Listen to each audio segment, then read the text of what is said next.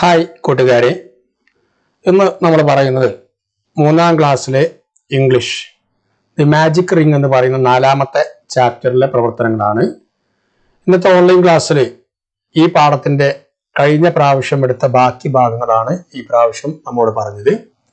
കഴിഞ്ഞ പ്രാവശ്യം നമ്മൾ ഈ പിക്ചറിനെ കുറിച്ചും മറ്റും പഠിച്ചിരുന്നു. ഒരു പിക്ചർ വരച്ച് സീഷോറിനെ കുറിച്ച് വിശദീകരിക്കാനൊക്കെ പറഞ്ഞിരുന്നു.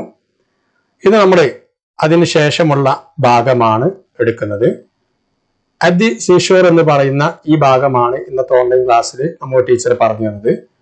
3 പ്രവർത്തനങ്ങളാണ് ഇതിൽ ചെയ്യാൻ ആവശ്യപ്പെട്ടിരിക്കുന്നത്. ഒന്ന്, ഈ പാസേജ് വായിക്കുക. രണ്ടാമത്തെ പ്രവർത്തനം കടൽ തീരത്തിന് അബിൻ ഇരുന്ന സമയത്ത് ചെയ്ത വർക്കുണ്ട്. അതുപോലെ മറ്റു കൂട്ടുകാരും കടൽ തീരത്ത് ഇരുന്നു കൊണ്ട് വർക്കുകൾ ചെയ്യാറുണ്ട്. അത് നമ്മൾ ടെക്സ്റ്റ് പുസ്തകത്തിൽ ഒരു വർക്കായിട്ട് കൊടുത്തിട്ടുണ്ട്. അത് ചെയ്യാനാണ് പറഞ്ഞിരിക്കുന്നത്. അടുത്തത് 3ാമത്തെ ഒരു വർക്ക് ഒരു തൊഴിലുമായി ബന്ധപ്പെട്ട ഒരു സർവേ ചെയ്യാനാണ് പറഞ്ഞിരിക്കുന്നത്. പ്രൊജക്ട് പൂർത്തിയാക്കാനാണ് പറഞ്ഞിരിക്കുന്നത്. ഇത് 3ഉം ടെക്സ്റ്റ് ബുക്കിലെ പ്രവർത്തനമാണ്. നമുക്ക് ഓരോ പ്രവർത്തനമായിട്ട് നോക്കാം. ഒന്നാമത്തെ ഈ പ്രവർത്തനം അറ്റ് ദി സീഷോർ എന്ന് പറയുന്ന ഈ പാസേജ് വായിക്കാനാണ്. നമുക്കൊന്ന് വായിച്ചു നോക്കാം. At the seashore. On morning Abin went to the seashore with his father. Abin, sit here. I will be back soon. Abin's father sailed away in a small boat for fishing. Abin sat on the shore waiting for his father. Abin looked at the blue sea. He tried to count the boats. There were many. He began to dig a small pit in the sand. Wolves came and filled with water. ഇത്രയും ഭാഗമാണ് വായിക്കാൻ വേണ്ടി പറഞ്ഞത്. താഴേക്ക് വായിക്കാൻ വേണ്ടി പറഞ്ഞിട്ടില്ല നമ്മോട്. ഈ ഭാഗം പിന്നെ എടുക്കും. ഏതായാലും നമുക്ക് ഇതിന്റെ ആശയം ഒന്ന് പറഞ്ഞു നോക്കാം. At the seashore. At the seashore എന്ന് പറഞ്ഞാൽ കടൽ തീരത്ത് എന്നാണ്. At the seashore. One morning, ഒരു ദിവസം രാവിലെ, Abin went to the seashore with his father. അബിന് അവന്റെ ഫാദറിന്റെ കൂടെ went to the seashore. went എന്ന് പറഞ്ഞാൽ പോയി എന്നാണ്. to the seashore, കടൽ തീരത്തേക്ക് പോയി. seashore എന്ന് പറഞ്ഞാൽ കടൽ തീരം. കടൽ തീരത്തേക്ക് അവന്റെ ഫാദറിന്റെ കൂടെ പോയി. Abin, sit here. അബിൻ, ഇവിടെ ഇരുന്നോളൂ. I will be back soon. ഞാന് ഉടനെ മടങ്ങി വരാം. I will be back soon എന്ന് പറഞ്ഞാൽ ഞാൻ ഉടനെ മടങ്ങി വരാം എന്നാണ്. ബാക്ക് സൂൺ എന്ന് പറഞ്ഞാൽ തിരിച്ചു വരാം എന്നാണ്. Abin's father sailed away in a small boat for fishing. Abin's father, അബിന്റെ അച്ഛൻ, സെയിൽഡ് അവേ,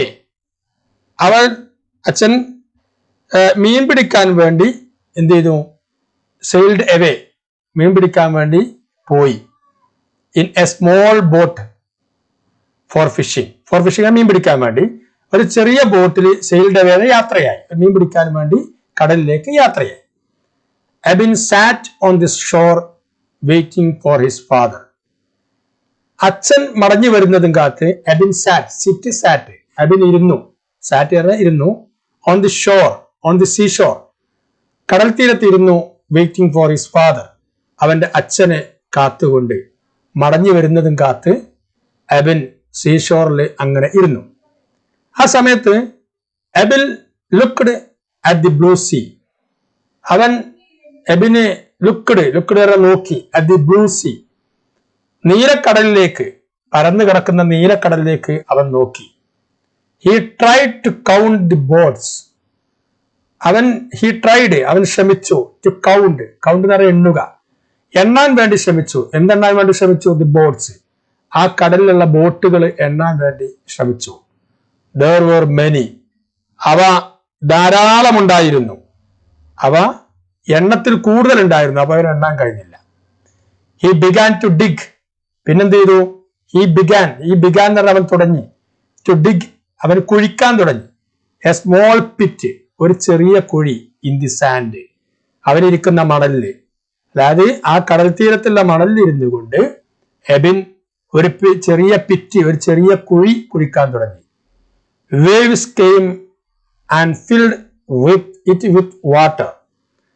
അപ്പോൾ അത് കുഴിച്ചുകൊണ്ടിരിക്കുന്ന സമയത്ത് എന്ത് ചെയ്തു? വേവ്സ് എന്ന് പറഞ്ഞാൽ തിരമാലകൾ തിരമാലകൾ വന്നു and filled it with water. ആ കുഴിച്ച കുഴികൾ വെള്ളം കൊണ്ട് എന്ത് ചെയ്തു? മൂടി. സാധാരണ നമ്മൾ കടൽ തീരത്ത് കുഴി കുഴിക്കുമ്പോൾ അതിലേക്ക് വെള്ളം അടിച്ച് കയറിയിട്ട് അത് ഫില്ലായി പോകാറുണ്ട്. അതാണ് ഇവിടെ പറഞ്ഞത് waves came and filled it with water എന്ന് പറഞ്ഞത്. അപ്പൊ നിങ്ങൾ ഈ സീഷോർ എന്ന് പറയുന്ന ഈ പാസേജിന്റെ ഈ ഭാഗം വായിച്ച് നിങ്ങൾ ടീച്ചർക്ക് അതിന്റെ വോയിസ് നിങ്ങൾ സെൻഡ് ചെയ്ത് കൊടുക്കണം. ഇതാണ് ഒരു പ്രവർത്തനം. ഇനി രണ്ടാമത്തെ പ്രവർത്തനമാണ് ആക്ടിവിറ്റി 5. ടെക്സ്റ്റ് ബുക്കിലെ പേജ് നമ്പർ 88 88ാമത്തെ പേജിലെ പ്രവർത്തനമാണ്. ഈ പ്രവർത്തനം ചെയ്യാനാണ് ആവശ്യപ്പെട്ടിരിക്കുന്നത്. നോക്കൂ, ആദ്യം ഇതൊന്ന് വായിച്ചു നോക്കാം. The beach is crowded. ബീച്ചിൽ ധാരാളം ആളുകളുണ്ട്. Deepu, Deepa, Arif and Sumayya are trying to make some sculptures with sand. ദീപുവും ദീപയും ആരിഫും സുമയ്യയും ഒക്കെ അവിടെ നിന്നുകൊണ്ട് ആ മണലില് സ്കൾപ്ചേഴ്സ്, എന്താ അങ്ങനെ പറഞ്ഞാൽ രൂപങ്ങൾ ഉണ്ടാക്കിക്കൊണ്ടിരിക്കുകയാണ് മണൽ കൊണ്ട്. Describe the children and their activities. One is done for you എന്നാണ് പറഞ്ഞിരിക്കുന്നത്. ഈ കുട്ടികളുടെ പ്രവർത്തനങ്ങൾ നിങ്ങളൊന്ന് വിശദീകരിക്കണം. ഇവരെന്താണ് ചെയ്യുന്നത്, ഇവരെന്ത് വസ്ത്രമാണ് ഇട്ടത്, എന്താണ് ഉണ്ടാക്കുന്നത് എന്നൊക്കെ നിങ്ങൾ ഇംഗ്ലീഷിൽ ഒന്ന് വിശദീകരിക്കണം. അതാണ് ഇവിടെ പറഞ്ഞിരിക്കുന്നത്. ആദ്യം ഈ ചിത്രം നന്നായി നോക്കുക. നോക്കൂ, ഇവിടെ ഈ കുട്ടി ദീപു എന്ന് പറയുന്ന കുട്ടിയാണ്. ഈ ദീപുവിനെ കുറിച്ച് അവനിട്ടിരിക്കുന്ന ഡ്രസ്സ്, അവനിട്ടിരിക്കുന്ന ട്രൗസർ, അവനെന്താണ് ഉണ്ടാക്കുന്നത് എന്നൊക്കെ ഇവിടെ ഒരു മോഡൽ കൊടുത്തിട്ടുണ്ട്. This is Deepu. He is in A blue shirt and yellow trousers. He is making A car. It looks cute. This is Deepu. ഇത് ദീപു ആകുന്നു. ഈ is in A blue shirt. അവനൊരു ബ്ലൂ ഷർട്ടാണ് ഇട്ടിരിക്കുന്നത്. And yellow trousers. അവന് മഞ്ഞ കളറിലുള്ള pant trouser ആണ് ഇട്ടിരിക്കുന്നത്. He is making A car. അവൻ ഒരു കാർ ഉണ്ടാക്കുകയാകുന്നു മണൽ കൊണ്ട്. It looks cute. അത് നല്ല മനോഹരമാണ് കാണാൻ. ഇതാണ് നമ്മൾ ഈ ചിത്രത്തെ കുറിച്ച് പറഞ്ഞത്. ഇനി നമ്മൾ ഈ ചിത്രമാണ് ഇനി നോക്കുന്നത്. ഇത് ദീപ എന്ന് പറയുന്ന കുട്ടിയാണ്. നമുക്ക് എങ്ങനെയാണ് ഇവൾ ഉണ്ടാക്കുന്നത്? ഒരു ബോട്ടാണ്. അവള് റോസ് സ്കേർട്ടും ഗ്രീൻ ബ്ലൗസുമാണ് ഇട്ടിരിക്കുന്നത് എന്ന് നമുക്ക് എഴുതണം. അതിന്റെ മോഡലാണ് ഞാൻ ഇവിടെ എഴുതിയിട്ടുള്ളത്. This is Deepa. She is in A rose skirt and green blouse. She is making A boat. It looks very nice. അവള് ബോട്ട് ഉണ്ടാക്കുകയാണ്. അത് കാണാൻ നല്ല മനോഹരമാണ്. ഇതാണ് പറഞ്ഞത്. ഈ രീതിയിലാണ് നിങ്ങൾ ഓരോരുത്തരെ കുറിച്ചും എഴുതേണ്ടത്. ഇനി അടുത്തതായിട്ട് ആരിഫ് എന്ന് പറയുന്ന ഈ കുട്ടിയെയാണ്. നോക്കൂ, ഇത് ആരിഫാണ്. ആരിഫ് എന്താ ചെയ്യുന്നത്? ആരിഫ് ഒരു ഹൗസ് ഉണ്ടാക്കിക്കൊണ്ടിരിക്കുകയാണ്. അവന്റെ ഡ്രസ്സ് നമുക്കറിയാം, വൈറ്റ് ഷർട്ടിൽ ഒരു വരയുള്ള ഒരു ഷർട്ടാണ് ഇട്ടത്. ഒരു പാന്റ് ഇട്ടിട്ടുണ്ട്. അത് ഇവിടെ കൊടുത്തിട്ടുണ്ട്. Arif, this is Arif. He is in a white shirt with brown stripes. വെളുത്ത വരയുള്ള ഒരു ഷർട്ടാണ് ഇട്ടിരിക്കുന്നത്. He has black trousers. അവന് ബ്ലാക്ക് ട്രൗസർ ആണ് ഇട്ടിരിക്കുന്നത്. കളറൊക്കെ മാറ്റി കൊടുക്കുന്ന പ്രശ്നമൊന്നുമില്ല. He is making a house. അവന് ഒരു ഹൗസ് ഉണ്ടാക്കിക്കൊണ്ടിരിക്കുകയാണ്. It is very beautiful. അവൻ ഉണ്ടാക്കുന്ന ഹൗസ് നല്ല ബ്യൂട്ടിഫുൾ ആണ്. ഇതാണ് മൂന്നാമത്. നാലാമത്തെ ബോക്സിൽ ഇതാ ഈ സുമയ്യ എന്ന് പറയുന്ന കുട്ടിയെയാണ് ഞാൻ എഴുതുന്നത്. നോക്കൂ, സുമയ്യ എന്താ ഉണ്ടാക്കുന്നത്? ഒരു ഡിയറിന്, ഒരു മാൻകുട്ടിയെയാണ് ഉണ്ടാക്കുന്നത്. അവളിട്ടിരിക്കുന്ന ഡ്രസ്സിന്റെ കോലം എഴുതിയിട്ടുണ്ട്. നോക്കൂ, this is Sumayya. She is in A green blouse. ഇത് ഗ്രീൻ ബ്ലൗസ് ആണ്. അതുപോലെ തന്നെ ബ്ലാക്ക് സ്കേർട്ട് ആണ് ഇട്ടത്. കറുപ്പ് സ്കേർട്ടാണ് ഇട്ടിരിക്കുന്നത്. She is making a deer. അവൾ ഉണ്ടാക്കുന്നത് പിന്നെ ഒരു ഡിയറാണ്. It is very nice. It is nice. It is cute. It is beautiful എന്നൊക്കെ എഴുതാം. ഇങ്ങനെ ഈ കുട്ടികളെ, ഇനി സ്ഥലം ഉണ്ടെങ്കിൽ നിങ്ങൾ പിന്നെ വേറെ നോട്ട് ബുക്കിൽ വേണമെങ്കിൽ നിങ്ങൾക്ക് എന്ത് ചെയ്യാം, ഇവൻ ടോട്ടോയ്സ് ഉണ്ടാക്കുന്നു, എലഫന്റ് ഉണ്ടാക്കുന്നതും ഒക്കെ നിങ്ങൾക്ക് എഴുതാം. ഇവിടെ വേറെ ഒരു ഡക്കൻ ഉണ്ടാക്കുന്നതും ഒക്കെ നിങ്ങൾക്ക് എഴുതിയിട്ട് നിങ്ങൾക്ക് ടീച്ചർക്ക് അയച്ചു കൊടുക്കാം. ഇതൊരു മോഡൽ മാത്രമാണ്. ഇവിടെ 4 ബോക്സ് ആണുള്ളത്. ആ 4 ബോക്സിൽ മാത്രം എഴുതിയ ഒരു മോഡലാണ്. കൂട്ടുകാർക്ക് ഇതിൽ മനോഹരമായിട്ട് ഇതിന്റെ വർണ്ണങ്ങളൊക്കെ മാറ്റിയിട്ട് വേണമെങ്കിൽ അല്ലെങ്കിൽ വേറെ എന്തെങ്കിലുമൊക്കെ ചേർത്തിട്ട് നിങ്ങൾക്ക് എഴുതാൻ കഴിയും. ഇങ്ങനെയാണ് ഈ 5ാമത്തെ ആക്ടിവിറ്റി പൂർത്തിയാക്കാൻ പറഞ്ഞത്. 2ാമത്തെ പ്രവർത്തനം അതാണ്. അടുത്തത് ഒരു പ്രൊജക്ട് വർക്കാണ്. നമ്മുടെ ടെക്സ്റ്റ് ബുക്ക് തന്നെയുള്ള 90ാമത്തെ പേജ് നമ്പർ 90 ഉള്ള ഒരു പ്രൊജക്ട് വർക്കാണ്. നമുക്കത് വായിച്ചു നോക്കാം. People around us are engage in different jobs. Are in they? Some of them are doctors or teachers, some are masons, some farmers, and some carpenters. There are many other jobs too. What jobs are people in your locality engaged in? Let's conduct a survey. എന്നാണ് പറഞ്ഞിരിക്കുന്നത്. People around us are engaged in different jobs. നമ്മുടെ ചുറ്റുഭാഗമുള്ള ആളുകൾ വ്യത്യസ്ത ജോബുകളിൽ, വ്യത്യസ്ത ജോലി, jobs എന്ന് പറഞ്ഞാൽ ജോലി എന്നാണ്, ജോലികളിൽ ഏർപ്പെട്ടിരിക്കുന്നു. ആരിന്റെ? അങ്ങനെ തന്നെ അല്ലേ എന്നാ ചോദിക്കുന്നത്. അതെ, yes. Some of them are doctors. ആ ആളുകളിൽ ചില ആൾക്കാർ ഡോക്ടർമാരാണ്. ഓർ ടീച്ചേഴ്സ്, ചില ആൾക്കാർ ടീച്ചേഴ്സുകളാണ്. സം ആർ മേസൺസ്, ചില ആൾക്കാർ തേപ്പിന്റെ ഈ വീടിന്റെ പണിക്കൊക്കെ പോകുന്ന ആളുകളാണ്.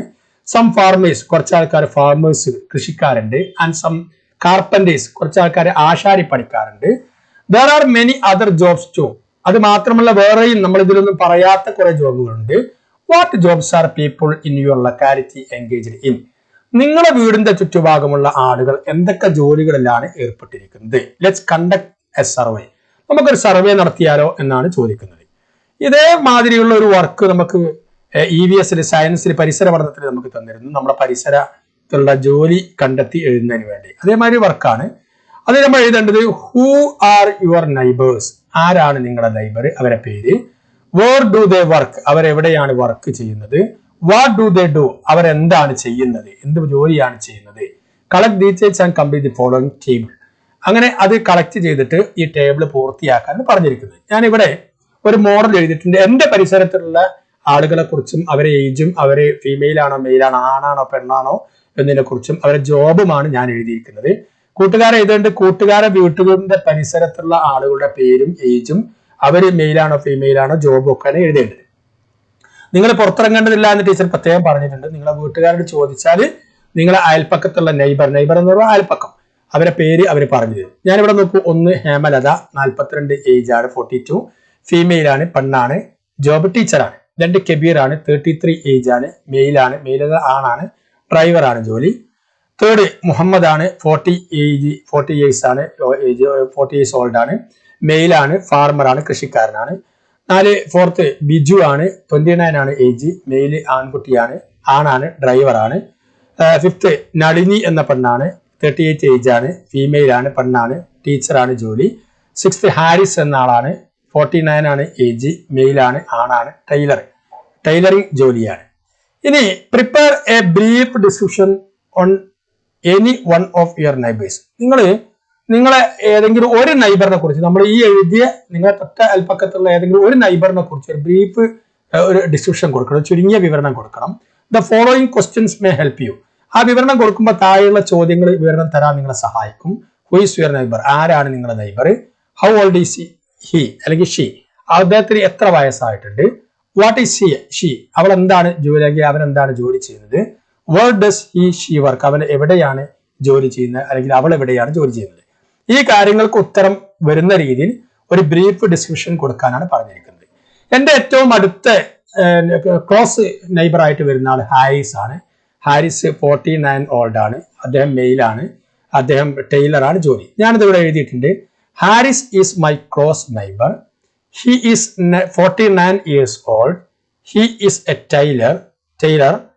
Now he is working in Edavannappara city. Haris എൻ്റെ അടുത്ത നൈബറാണ്, അടുത്ത അയൽപ്പക്കാരനാണ്. അദ്ദേഹത്തിന് ഹി ഈസ് 49 ഇയേഴ്സ് ഓൾഡ്, അദ്ദേഹത്തിന് 49 വയസ്സ് പ്രായമുണ്ട്. ഹി ഈസ് എ ടൈലർ, അവൻ ടൈലറാണ്. Now he is working in Edavannappara city. അദ്ദേഹം ജോലി ചെയ്യുന്ന എടവണ്ണപ്പാറ സിറ്റിയിലാണ്. ഇത്രയും കാര്യമാണ് ഞാൻ ഒരു ബ്രീഫ് ഡിസ്ക്രിപ്ഷൻ ആയിട്ട് എഴുതിയിട്ടുള്ളത്. കൂട്ടുകാരെ, നിങ്ങളെ അയൽപ്പക്കത്തുള്ളത് ആരാണോ അവരെ കുറിച്ച് ഏറ്റവും അടുത്ത അയൽപ്പക്കം, ഇതൊക്കെ അയൽപ്പക്കമാണ് എൻ്റേത്, പക്ഷെ എൻ്റെ വീടിന് ഏറ്റവും അടുത്ത് നിൽക്കുന്ന ക്ലോസ് നൈബർ ആയിട്ടുള്ള ആളാണ് ഇവര്. നിങ്ങളും അങ്ങനെ ഒരു ഡിസ്ക്രിപ്ഷൻ എഴുതിയിട്ട് നിങ്ങൾ ടീച്ചർക്ക് അയച്ചു കൊടുക്കണം. ഇങ്ങനെ 3 പ്രവർത്തനങ്ങളാണ് ഇന്ന് നമ്മൾ ഇംഗ്ലീഷ് ക്ലാസ്സിൽ പറഞ്ഞിരിക്കുന്നത്. കൂട്ടുകാരെ, ഇത് നന്നായി ഇത് എഴുതുക. നിങ്ങൾക്ക് ഈ പാഠഭാഗം മനസ്സിലായിട്ടുണ്ടാകും എന്ന് കരുതുകയാണ്. നിങ്ങൾക്ക് മനസ്സിലായിട്ടുണ്ടെങ്കിൽ നിങ്ങൾ ഈ ചാനൽ സബ്സ്ക്രൈബ് ചെയ്യുക, നിങ്ങളുടെ കൂട്ടുകാർക്ക് വേണ്ടി ഈ ചാനൽ പരിചയപ്പെടുത്തി കൊടുക്കുകയും വേണം, ഷെയർ ചെയ്ത് നൽകുകയും വേണം. ഈ പാഠഭാഗത്തെക്കുറിച്ചുള്ള കമാൻഡ് നിങ്ങൾ താഴെ എഴുതുകയും വേണം. ഇത്തരത്തിലുള്ള പുതിയ അറിവുകളുമായി നമുക്ക് വീണ്ടും കാണാം.